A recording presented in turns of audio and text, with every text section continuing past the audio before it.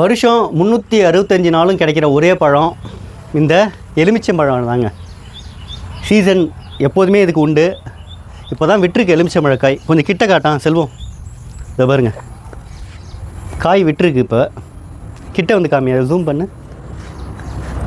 காய் விட்டுருக்கு. ஃபுல்லாக எலுமிச்சம்பழம் தான் போட்டிருக்காங்க. இது எப்போதுமே கிடைக்கும். உடம்புக்கு குளிர்ச்சியான ஒரு பழம். இதுக்கு வந்து ராஜக்கனின்னு ஒரு பேரும் இருக்குதுங்க. இந்த மாதிரி நிறைய விஷயங்கள் நம்ம வீடியோவில் வந்துகிட்டே இருக்குது. இது எலுமிச்சம்பழம் மரம் எங்களுக்கு தெரியாதா அப்படின்னு நீங்கள் கேட்டிங்கன்னா, நமக்கு தெரியும், வளர்ந்து வர சமூகத்துக்கு தெரியாது. அதனால் அதை எடுத்து சொல்ல வேண்டியது நம்ம கடமை. இங்கே ஒரு எலுமிச்சங்காய் பெருசாக வளர்ந்துருக்கு செல்வம்.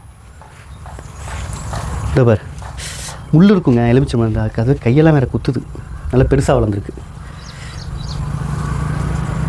ஒன்று பறித்து கூட காமிக்கலாம்.